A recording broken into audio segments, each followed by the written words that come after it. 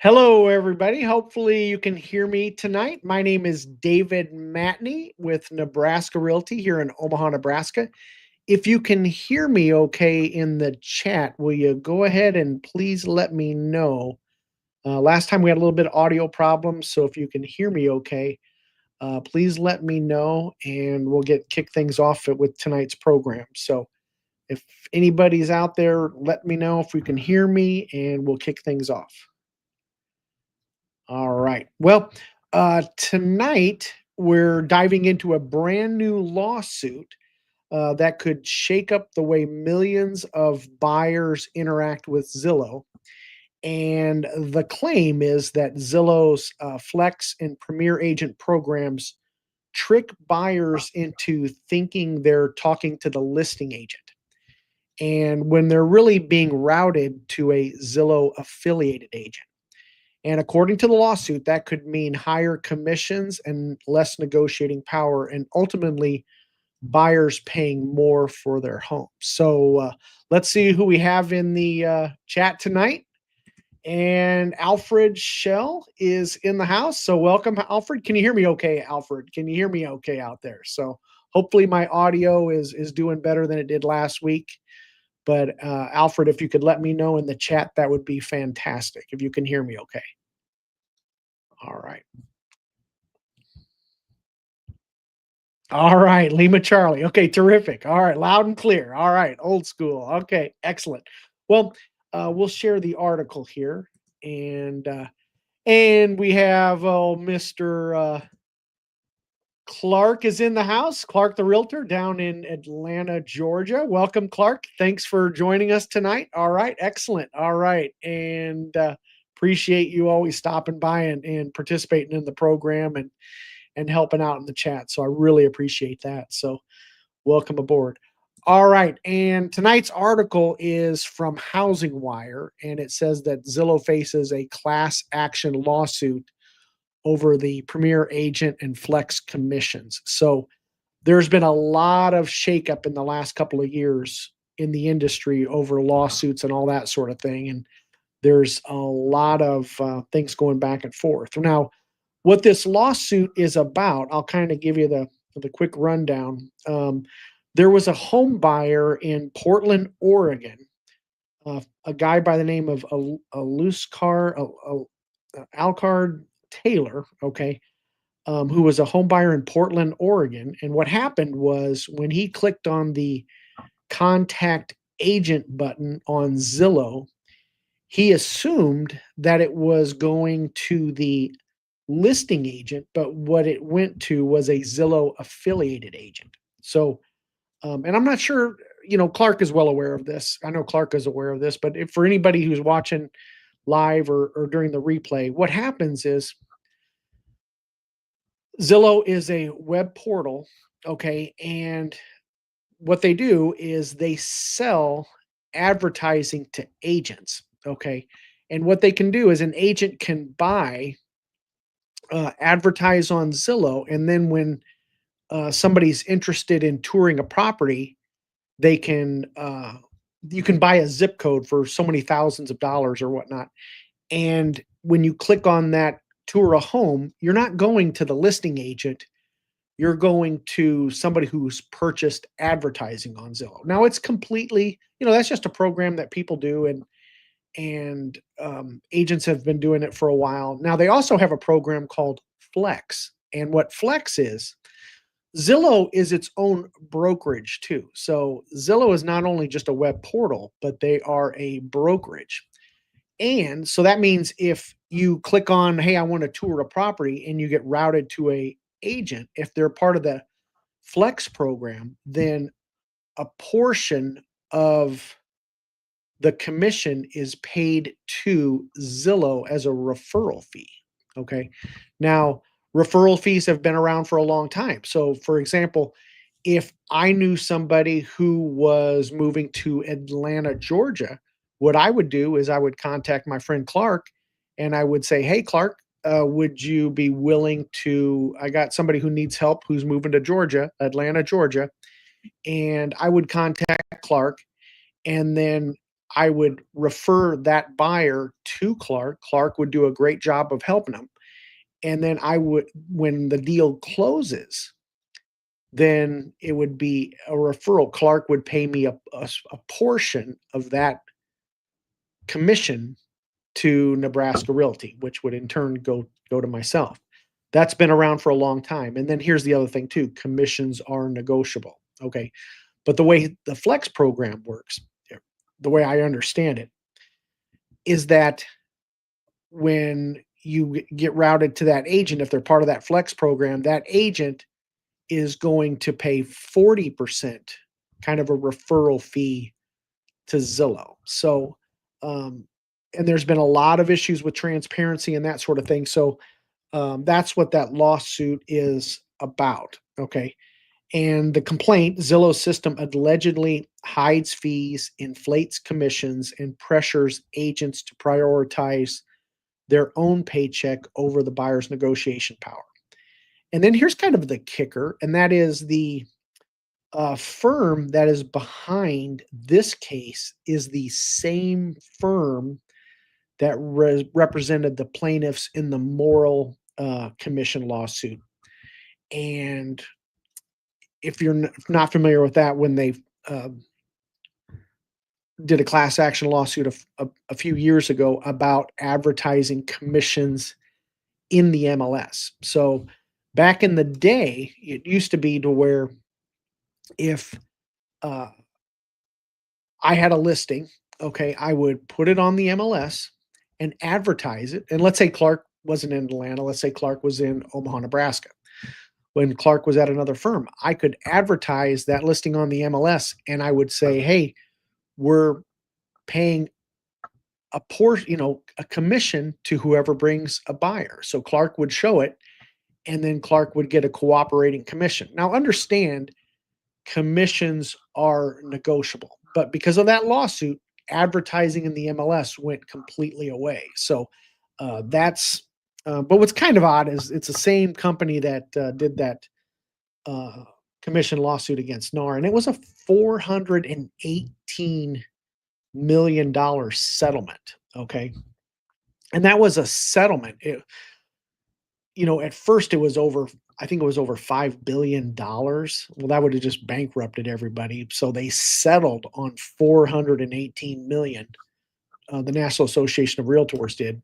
And some companies were so big that they had to settle on their own. And that's going to kind of talk about a second article that we're going to talk about tonight, because some of those firms got hit with some really big settlement costs, and it's causing some consolidation in the industry. Okay. But here's what's at stake. If the court agrees, this could reshape how online real estate portals operate and how buyers connect with agents. Now, there's a lot of very successful agents that use Zillow, and they're completely, uh, they like that program. I don't do it myself personally, but um, that's just one of the models out there. But let me ask you a question right out of the gate, and that is, when you see the contact button on Zillow, did you assume they were reaching out to the listing agent, or did you already know that it goes to a different agent? If you don't mind putting your answer in the chat, and I'll kind of bring that up. I'll kind of show you what I mean by that. Okay. Let me share this with you. Okay, we're at Zillow here. Okay. And we'll pull up a listing here. This one here is always thought to the listing agent. Yeah. Alfred Shell says always thought to the listing agent, and that's not the case. It gets routed to an agent who's advertising on Zillow. So now I believe if they're part of the Premier, like right here, if you requested a tour, okay, or contact agent, okay, and I think what they do is let's see who this is. This is listed by Jen Manhart with Better Homes and Gardens, okay. But do you see how that's presented? And then you say contact agent, and then you enter your contact information, and it says, we'll kind of read the fine print here. By pressing contact agent, you agree that Zillow Group and its affiliates and real estate professionals may call, text you about your inquiry and may involve use of an automated means in pre-recording artificial voices. You do not need to consent as a condition of buying any property, goods, or services. Message data rates may apply. You also agree to our terms of use. Zillow does not endorse any real estate professionals. We may share information about your recent and future site activity with your agent to help them understand what you're looking for in a home. Okay. Now that's one example. Okay. Let's click on a little bit another example. I want to click on this one here, 5408 Decatur. Okay. And this one here, now look at how this one is presented differently. Okay. This one here actually has the listing agent, Karen Jennings out of Berkshire Hathaway Home Services, Ambassador Real Estate. Great agent to work with. I've worked with Karen on many transactions. But do you see how Karen is being advertised here? She's probably part of the Premier Agent program. And then you can contact Karen or request a tour. So um, everybody has a different, and it's a different model and that sort of thing. But that's a beautiful house for $425,000 over there by the country club area. Yeah, that's a nice looking place. Country club's a great location. But do you see how the difference in that and how that can be a little bit misleading if you're a consumer? Okay, we'll go back to this tab. In short, the case questions transparency in Zillow's agent referral system and suggests buyers may be paying more for homes because of it. And then how the lawsuit directly ties into the bigger picture with the NAR settlement and broader changes hitting real estate right now. So, and like last year in August, we had a giant lawsuit where Alfred, that let's see, Alfred says, this is so enlightening. All right, I'm glad you found it helpful. All right, terrific.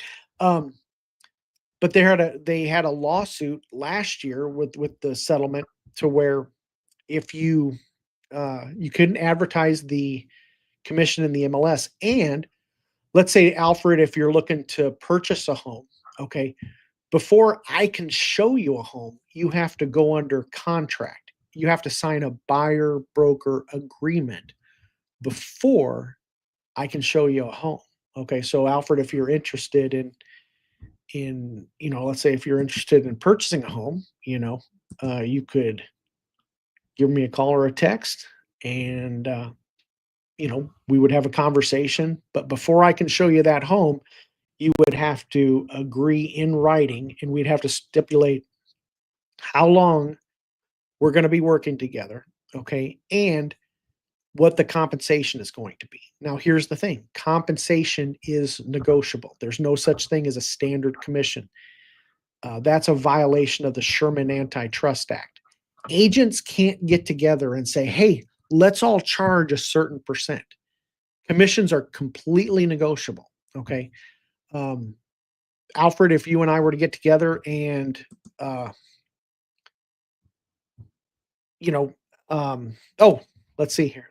Clark says Clark is driving right now. Okay. So, all right, Clark, be safe. That's happened to me. Clark has a wonderful live stream on Sunday nights.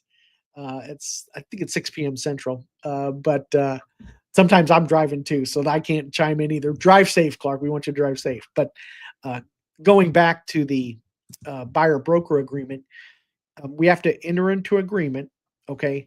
And we have to specify what the commission or compensation is going to be. So let's just say, Alfred, you're interested in purchasing a home, and we contracted, and we just said, let's just make up a number.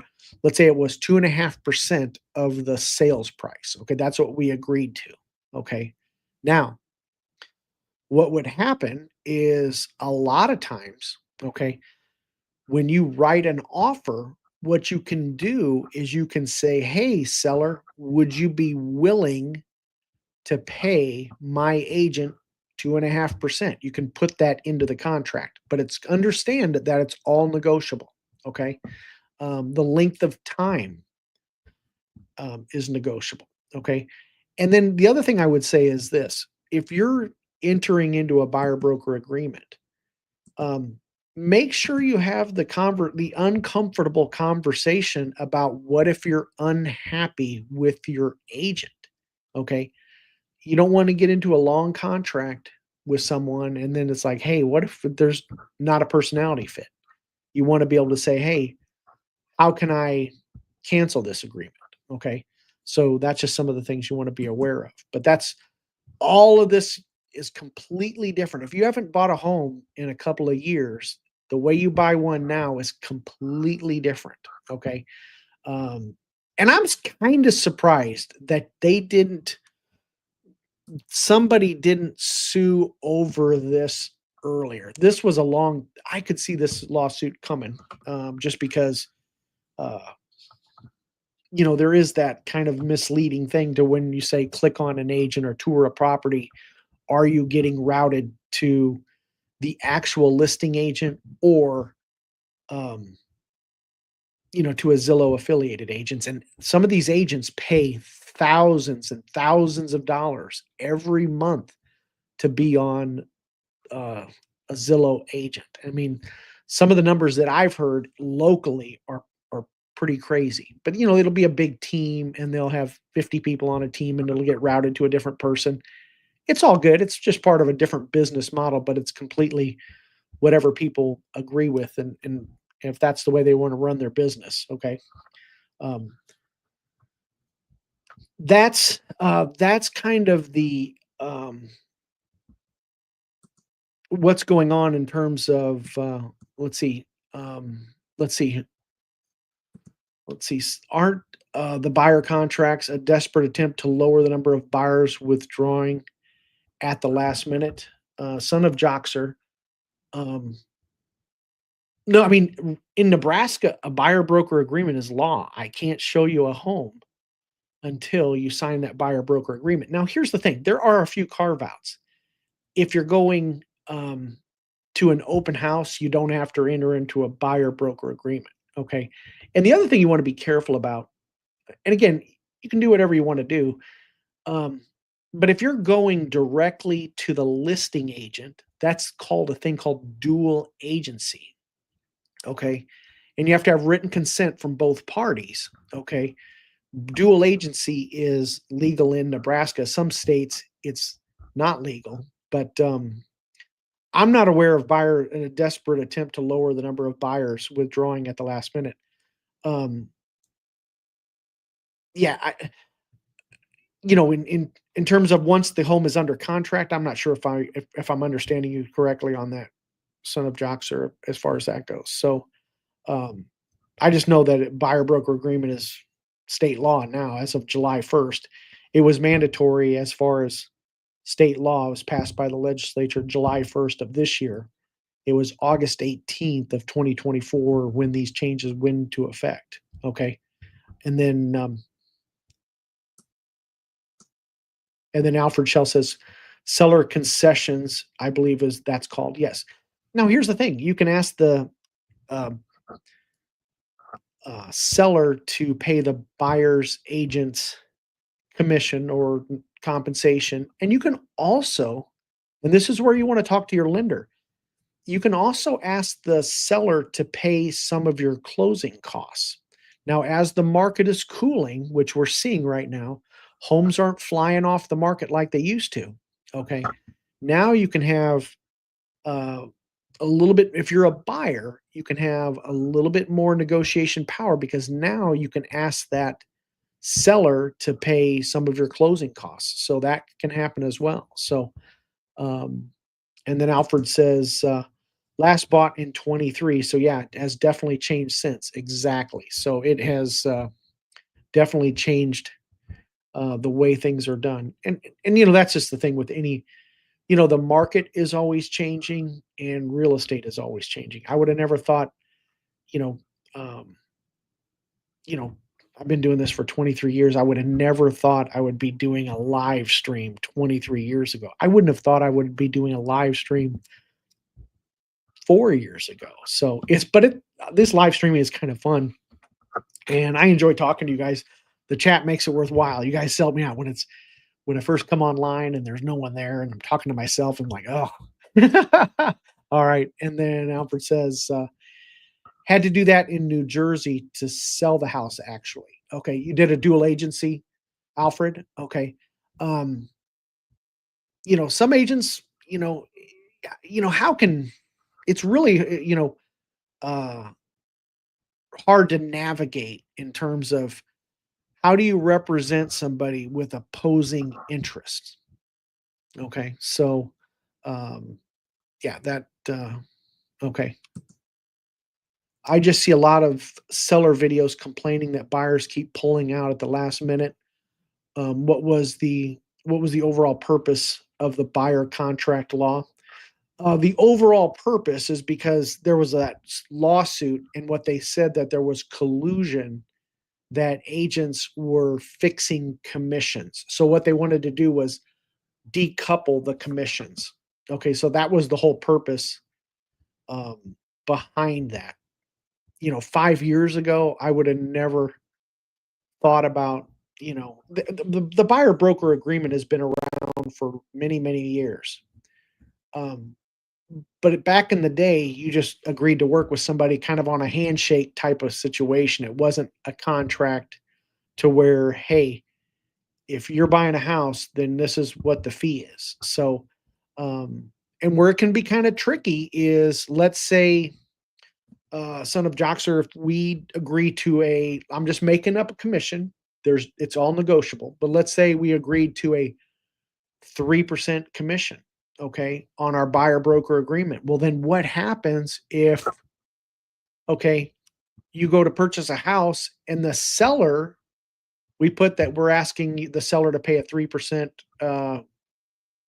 concession, okay, and to pay the buyer broker agreement fee. But what if the seller comes back and says, "Hey, we're only going to pay 2%?" Well, now, son of Joxer, you got to come up out of pocket the additional 1% in order to purchase the property. So, um, on homes, $300,000, 1%, hey, that's three more grand you got to come up out of pocket. But, um, and I will say right now, most sellers, especially as the market cools off, almost all sellers, including a lot of for sale by owners, they're willing to pay compensation in order to get their home sold. I mean, that's the whole purpose behind the compensation part of it is to act as an incentive to say, "Hey, I want you to bring a buyer to my property." So that was the whole purpose by it. So hopefully that makes some sense. Okay. And then Alfred says, seller concessions. I mean, okay. And then son of Joxer, thanks for the clarification. When I bought my house in 2009, I never discussed my real estate agent's commission. Yep. And that's the way it used to be. It was, um, back in 2009, son of Joxer, you would, the commission would, if let's say you were buying a home in Omaha and it was a home that was listed on the MLS. Well, when I would go on the MLS, I could see what the payout was. And if you were interested in that house and it came to um, fruition, then I would receive that cooperating payout that was listed in the MLS. But nowadays, there's no advertising commission in the MLS. And what they were trying to do with that is they were trying to prevent a situation. What they were afraid of were unscrupulous agents saying, going on the MLS and saying, "Hey, I'm only going to show you the listings that pay me the most money." So that's what they were trying to prevent by uncoupling the commissions and not advertising the commissions in the MLS. And then what happened was a couple years ago with that first lawsuit, a seller goes, "Well, hey, why am I paying the buyer's agent's commission? If the buyer's, uh, I'm paying my agent, well, why don't the buyer pay their own agent?" So that's how that lawsuit started. So And those lawsuits are not done by any stretch of the imagination. There's going to be a lot more lawsuits all around the place. So yeah, but back in the day, back in 2009, it was in the MLS. If whatever the cooperating commission was, or the commission was, if I sold that home, then that uh, listing broker would pay my broker a commission. But a commission actually, a compensation um, gets divided up four ways. So some goes to the listing broker, some goes to the listing agent,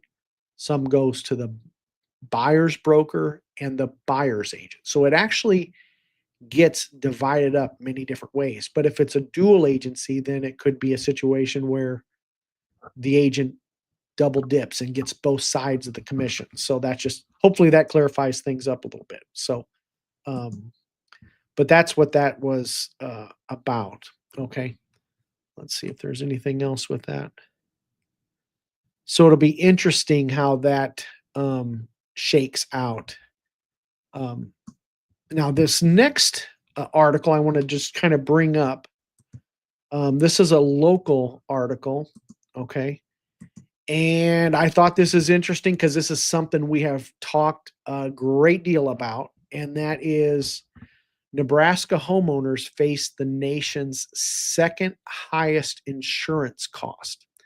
And that's from a study from UNO. So I think this is interesting because studies from the University of Nebraska at Omaha show Nebraska homeowners are paying some of the highest expenses in the US when it comes to homeowners insurance. Okay. Now, one of the nice things about our market, if you're not from around Omaha, is one of the things people like about the Midwest is they like our home prices compared to where they are from. Now, our home prices are high, yes, but compared to Southern California or New Jersey and that sort of thing, it's significantly. Uh, yeah, Alfred, you're from New Jersey. I don't know if you're still in the house or in the chat, but you're from New Jersey. How did you like our home prices compared to New Jersey prices? So, and the New Jersey market is. I have a friend in New Jersey, and those, they don't have new construction. So guess what? Their market is still ultra competitive, and homes are selling $100,000 over the list price. Jackie Baker out of I forgot what city she's from, but um, so they're you know paying significantly high in home prices. Well, people see our home prices and think, "Wow, that's really great," but then all of a sudden, look at our insurance costs. So, one neighbor says, going back to the article, one neighbor says his premiums for his Omaha home nearly equals the premium to his home in California. And California has a whole bunch of issues going on with the fires and all that. The study says severe weather is one of the main factors of the height expenses, and that's 100% true because we have hail and then we have some of those winds and tornadoes and all that sort of thing. So um, I know last year we were third, but now it looks like we're second. So that's not a good thing to be high up on the list for. Um, I spoke with a homeowner not a few months back, and they had an Airbnb, and it was a condo um, down in the old market, and they had an Airbnb, a very successful Airbnb, but their insurance for an Airbnb went from 3,000 to $10,000 a year. So he's going to change that. He's thinking about selling it, but then he decided to change it to a long-term rental because as an Airbnb, as a short-term rental, um, $10,000 a year.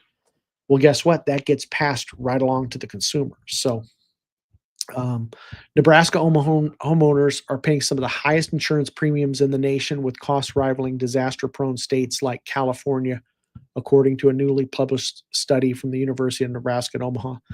The study reveals Nebraskans spend almost 9% of their income on home insurance annually. making it the second highest rate in the country, according to a bank rate study cited in the research.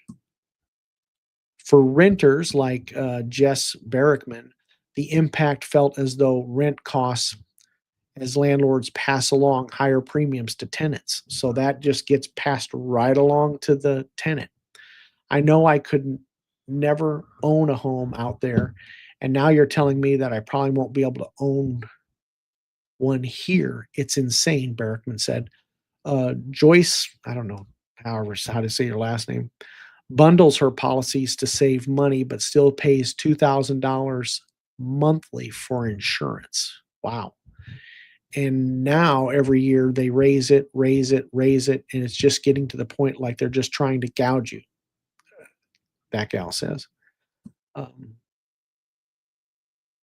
and that's something you're seeing right now. If you're in the market to purchase a home, one of the things you really have to pay attention to is you got to make sure that one of the questions you should ask or really pay attention to is how old is the roof? Okay. And if the roof is over 5 years old, your insurance may not give you replacement coverage. They might give you actual cash value. So that means, let's say it's going to cost $20,000 to replace your roof. Well, if you have actual cash value, they might only give you $10,000 and you got to pay the other $10,000 out of pocket. So that's something that if you're buying a home, you need to be aware of. When you're shopping for insurance, you want to make sure that you're looking for the best coverage at the best rate. Don't just necessarily go with the cheapest insurance. You want to make sure you get proper coverage. And you also want to make sure that you're insured for the uh, how much, prices have gone up so much in the past couple of years. You want to make sure that your insurance is current as far as the value of your home. So if you own a home or if you are buying a home, uh, make sure you're paying attention to that. Okay. Um, for retirees on a fixed income, the rising costs present a significant financial burden. I'm retired on a fixed budget. I mean, a lot of money that you're talking about, Barrickman said. It's terrible what they're charging, and there's no reason for it. Well, I mean, I understand her frustration, but there is a reason for it, and we've had a lot more significant weather events. Just look at locally some of the things that have occurred in the past couple of years. We had the flooding of the Missouri River back in 2011. Then we had the major flooding of the Platte River in 2019, it was. And then in 2023 or 2024, we had um, the tornado in Elkhorn, and then we had those derecho straight line winds, I believe last year or whatever. And then we always get hailstorms, okay? Uh, and some of the hail, I mean, it gets um, pretty significant. So it's just something you got to be aware of. But I mean, I don't. I'm not a fan. I'm not. I'm not. I'm defending an insurance company here, which I'm no fan of insurance companies. But it's just something that I don't think it's something that. And like the other thing with roofs is they're like if you have an old wood shake roof, they're not even insuring those anymore. So you really got to pay attention if you're purchasing a home. Pay attention to the condition of the roof and that sort of thing. Um, and then, just be aware of it. Okay. The study recommends hardening homes against severe weather and calls for more price risk transparency from insurance companies as potential solutions to address the crisis. Okay.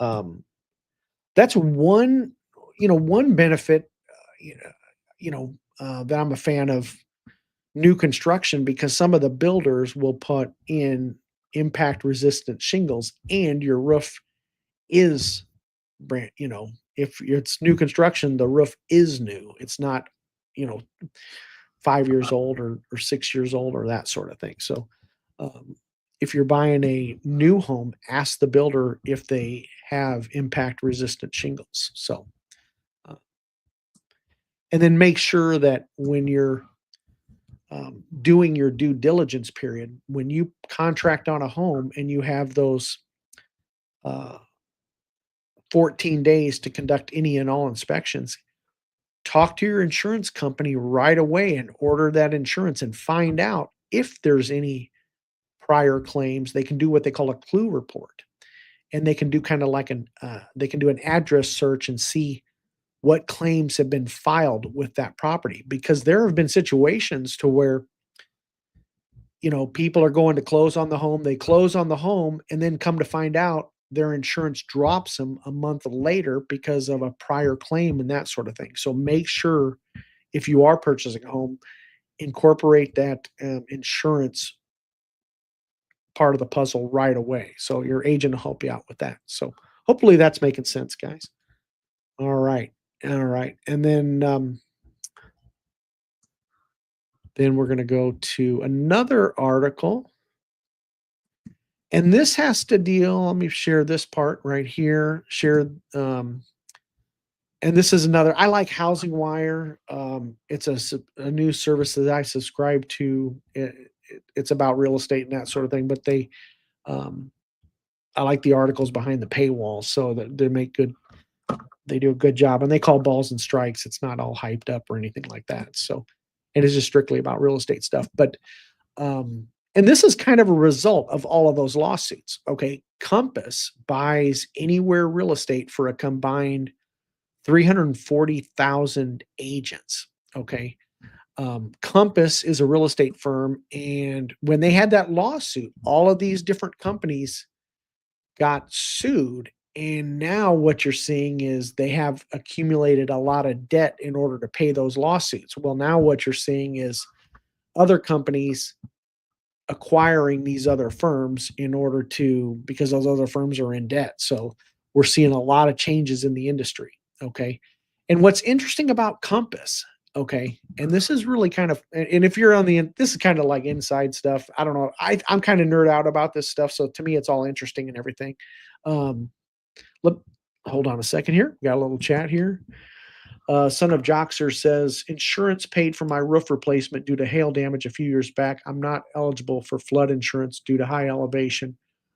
Current home insurance is approximately $2,400 a year. Okay, good for you, because I've seen it more than that. So good for you. So yeah, and that's something you want to pay attention to is elevation, because um, Omaha can get some crazy flooding. And if you look at the Papio Creek, that thing can fill up. We have a little creek behind our house. And when we first purchased our house, we didn't think nothing of it. It's like, here's this little thing going back there. And lo and behold, first couple of years we lived there, and we're like, when after a rain, wow, did that thing fill up? So um, you always want to look at but good for you for being on a high elevation, because if you sit at a low elevation, um, that can be kind of harrowing. And we've had some crazy flooding in downtown. I mean, if remember the old, I don't know if anybody remembers the old market flooding, where that guy took a selfie video of being flooded in an elevator, and he's talking on the phone in an elevator, and the water is almost up to his neck. And I'm like, geez, it's like, I don't know about you, but I don't think I'm going to ride an elevator in the middle of a flood. But some of the low parts of, we'll get some freakish, I mean, it's part of just the joy of living in the Midwest. But yeah, that's a good insurance rate, 2,400. Yeah, but keep in mind, son of Joxer, it'll go up. So hopefully um, you know, and this is another good point. I want to mention this too. And I've said this before. Sometimes I kind of sound like my dad, because he'd repeat things, and then I find myself repeating things, but I don't know what I'm going to say now. Um, if you do suspect hail damage, okay, this is really important. If you got nothing out of tonight's live stream, but if you take this away, this is good. This is good information. Okay. let's say a hailstorm blows through town. Okay. If you suspect hail damage, do not call your insurance company. The first call you should make is to a reputable local roofer. Okay. Somebody that you can trust. Have them assess your roof first, because you don't want to call the insurance company, because if the insurance company comes out and they look at your roof and say, "Hey, there's no damage." Okay, great. There's no damage and you're not paying any deductible, but it's a zero paid claim. Okay? Then what happens? Next time it hails, they come back out 3 months later.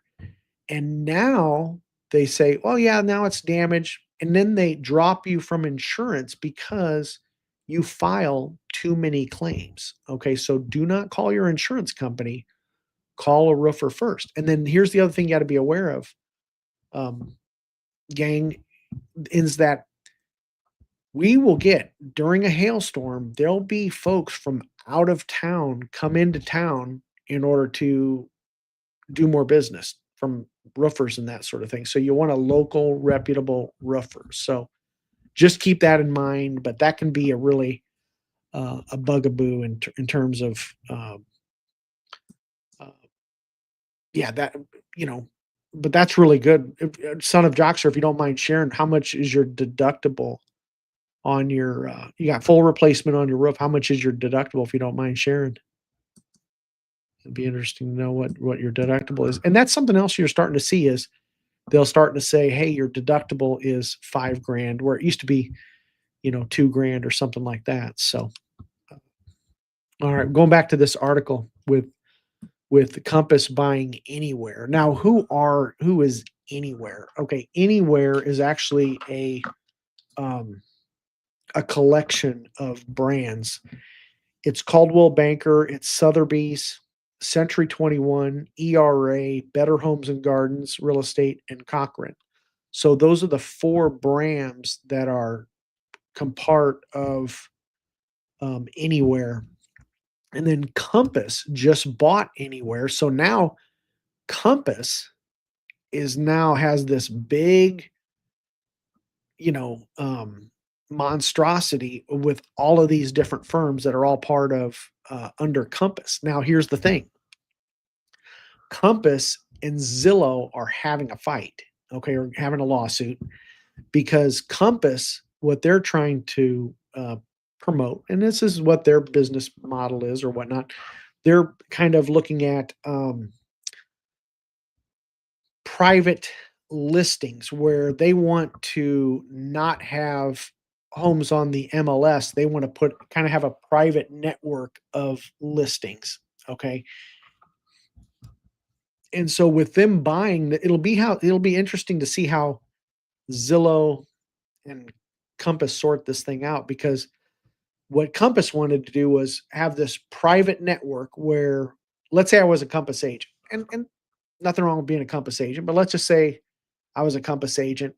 And I had a listing, I would put it on. Now, again, the seller has to agree to this, but what they said is, "Hey, we're going to have this private network of listings and not put it on the MLS." Well, Zillow doesn't like that because Zillow makes their money by people advertising on the MLS. So Zillow said, "Hey, if you do that private network thing, we're not going to put your listings on Zillow." So it'll be interesting how that sorts out, because Zillow is, um, you're going to have 2 800-pound gorillas going at it, fighting, and it'll be kind of interesting to see how this all shakes out, from my standpoint, as far as that goes. But um, it was announced, this article was written September 22nd. So it was announced Monday that 2 real estate giants that they signed a definitive merger agreement, and it was an all stock transaction in which Anywhere is expected to have an enterprise value of approximately 10 billion, including the assumption of debt.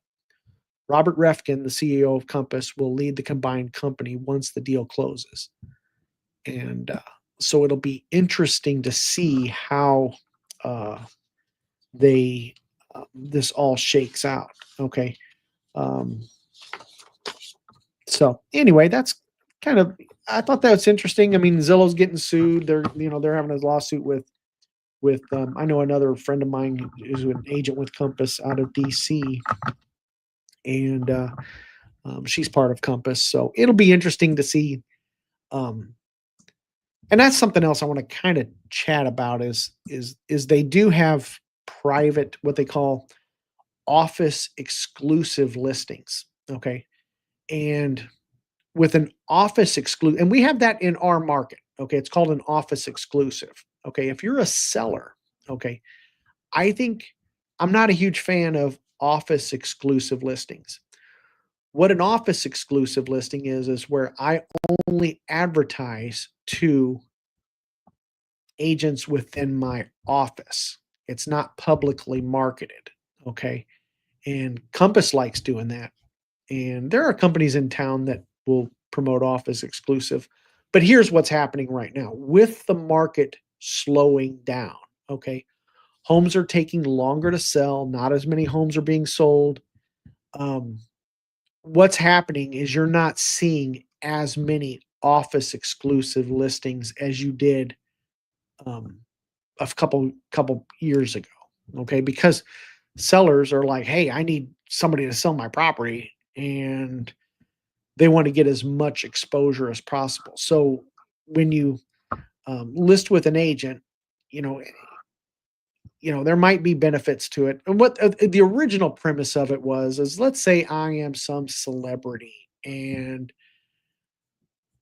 I am I don't know, some famous celebrity. They may not want their listing on the MLS and just that sort of thing. So what they would do is with an office exclusive, advertise it to just one. It'll be listed with one agent, but it'll be like a private network. Okay, so that's kind of how the original premise. But here's the deal: if you're a seller, you can do whatever you want as far as that goes. So hopefully that makes some sense. But anyway, that's kind of what's happening. Let's take a quick look at. I'll share this with you guys. This is the 30-year fixed rate mortgage. Okay, and then we have witnessed interest rates come down. Okay, and then what's interesting is when the Fed announced that they were cutting the Fed funds rate 25 basis, or 25 basis points or a quarter point. The minute that happened, interest rates jumped up. Well, what happened is the interest rates follow the bond market. Okay. And the bond market has already factored in that rate cut even before it happened. Okay. So it makes the news that they cut the Fed funds rate, but the Fed funds rate is not the mortgage interest rate. Once um, it was anticipated, the bond market reacts very fast. And back in early September, they were anticipating that. So that's when the rates dropped and they got down to 6.13. But right after the Fed announced the rate cut, then look what happened. It popped back up a little bit. But interest rates, this is better. Look where it is now compared to the rest of the year. Okay, if you go back 1 year, um, it's towards the low side. And when rates go down, buyers have more buying power. So this is the interest rate for over the past year. But if we look at it, rates over the past 5 years. Okay, look back. I think this is amazing. When you look back in 5 years ago, um, mortgage interest rates, in um, going back September 24th of 2020. Okay, right as we were coming out of COVID. Okay, we were at a 3% interest rate. Okay, and then everybody knew inflation was going crazy. Everybody knew rates were going to go up, and then boy, did they shoot up. And um, 2022 rates went up, and then they got as high as in October of 2022, they went up to uh, 7.32%. So, and then they got as high as in the fall of 2023, they went up to 8%. So it's fascinating to me. It's fascinating to watch this stuff. I just kind of geek out on it and whatnot, but um, it's fascinating to see. And then what happens is that affects buying power. And then let me let me log in here real quick. Show you guys something else.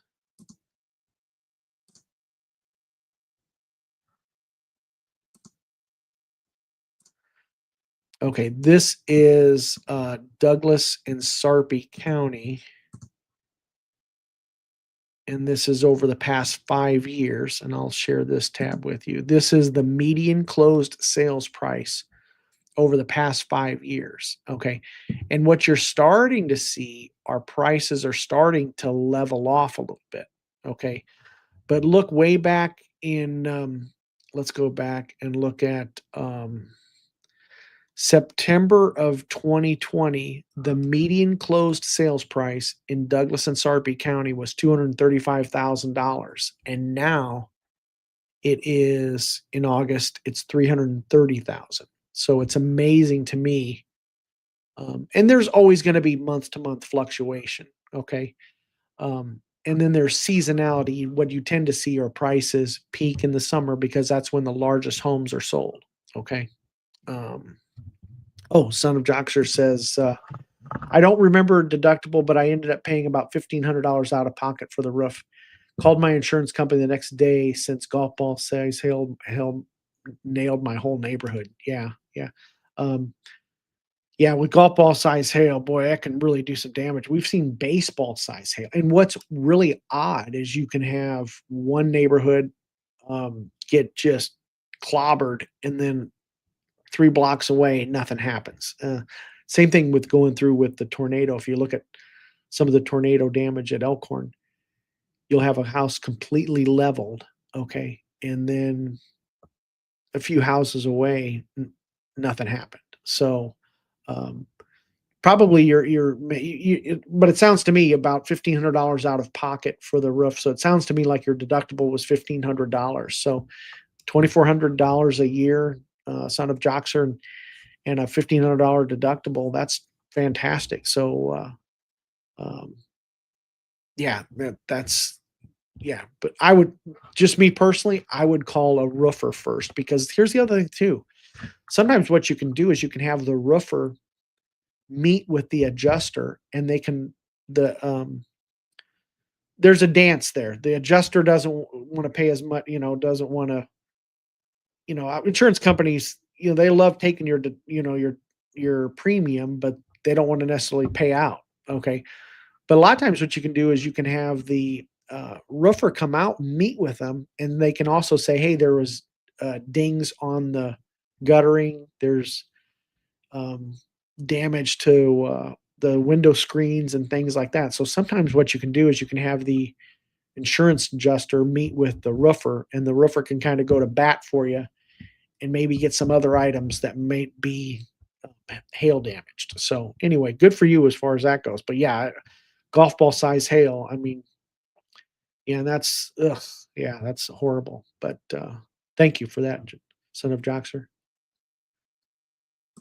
All right. And hey, don't forget to give the stream a thumbs up if you don't mind giving the stream a thumbs up, and then please subscribe to the channel. And then if you have any questions or anything, if you want to talk to me offline about something, feel free to give me a call and that sort of thing. So um, let's go back to this chart here. And you can see we're in June of 2023. You see these peaks, June of 2022, and then you have June of 2021, because that's when the largest homes are sold. But you're going to see as you go into fall, prices tend to go down. They bottom out in the winter. See, bottom out. This is December, January. This is October, December. But now this is month-to-month fluctuation. What we're gonna do is look at the 12-month rolling average, and that's gonna smooth out that curve, okay? And let's look at a 10 years chart, kinda give you this is the median closed sales price, okay? And then if we look at, um, new versus existing, okay? Look at the existing homes are in red, okay? And, then the, existing homes are in red and the green is new construction. Well, look at new construction. It's peaked and then new construction has come down. Well, that doesn't mean new construction is necessarily, losing money. What happens, builders are smart. They adjust to the marketplace. And if they're going to sell a little bit smaller homes as rates go um, higher. So, hey, Fred is in the house. All right, Fred Sacco. All right, Fred, welcome. I'm using your pro tip to get the roofer to come out before contacting my agent next time. Two roofs we've gotten done on the cheap and nothing else fixed. Yeah, that's a big deal, Fred. So yeah, that those insurance companies, I get it. They want to make money, but a good roofer will really go to bat for you because that roofer wants as much work as possible. So yeah, take advantage of that. So that's a good thing there. Uh, all right. Enjoy a smooth curve. All right, Mr. Benny, gotta run. Thanks, Francis, for stopping in. I appreciate it. Yeah, this live streaming is something else. So Fred is part of Corn Nation. So he has a show on Monday nights with Minnie Hunt with Corn Nation. So check those guys out. I get a little salty it's a Nebraska football live stream, and I have a little bit of fun with that just because it's a lot of fun. It's it's Nebraska football. What are we gonna say? All right, but this is the new versus existing. Okay, and the other thing I want to show you on this, and that is closed sales. Okay, um, now this is the 12-month rolling average. Okay, and then you can see where this is going back 10 years, where we were um, closing 12,000 homes. And then all of a sudden, what happens? Rates go up. And what happens to the number of sales? Okay. They have gone down. Okay. And what happens is some of those sellers are, have a 3% interest rate. And then they don't want to necessarily sell and then go in and buy a home at a 7% interest rate. So that's depressing sales right now. But look at new construction. See, new construction stays steady, and new construction is only a portion of the market. Okay, the vast majority of homes are existing homes. Well, new construction is only a portion. And then what happens? Builders are smart. When they see homes, they don't want to be sitting out there because a builder's job or what the goal of a builder is to make money.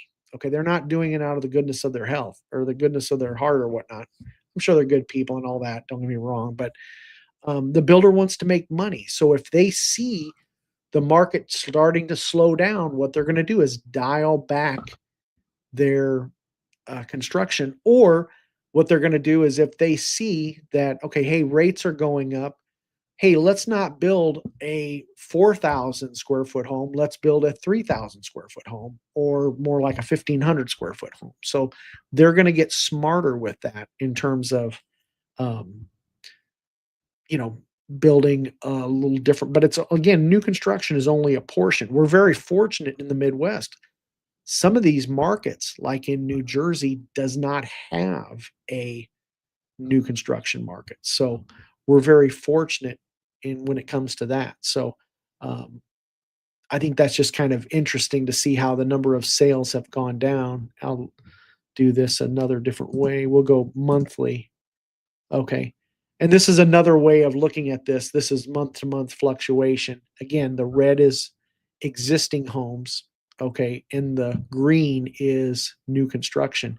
And you can see where new construction kind of stays um, relatively constant. Okay, there's still fluctuation peaks, but again, it's only a portion of the market. Okay, existing homes, there's a seasonality to it. So, and this is not the number of closed sales. So more homes sell in the spring and summer, and then in the wintertime, January, look what happens. January, it bottoms out in terms of number of sales bottom out in January. Well, January's closings are December's contracts. So, um, but look at where we're at. Look at where, remember when rates were up to, got up to 8%? And look at that. Look at the number of closed sales. Um, we didn't have that many closed sales in terms of existing and that sort of thing. But you also see where, um, as we go into fall, and we're starting to see that now, we're going into fall. Well, what happens to the number of sales? It decreases. So I just think that's kind of interesting. Okay. Um, all right. Any other questions in the chat or anything I can do for you guys? Just let me know. Um, let me know how, if you enjoyed tonight's stream and that sort of thing. I always appreciate everybody who shows up in the chat and everything. So, Son of Jockster, I appreciate you stopping by. Fred, thanks for stopping by. Alfred, appreciate you stopping by. Clark, always good to see you. And hopefully you got some value out of tonight's stream. And then if you have any ideas for a stream, I want to bring someone in who sells recreational property. So he was going to be on tonight, but had to reschedule. So kind of excited about that because acreages and hunting ground and farm ground. I thought that would be kind of an interesting guest to have on the program. So anyway, with that, I appreciate it. Appreciate you guys tonight. And then we'll see you next week. And you guys make it a great day. Bye-bye.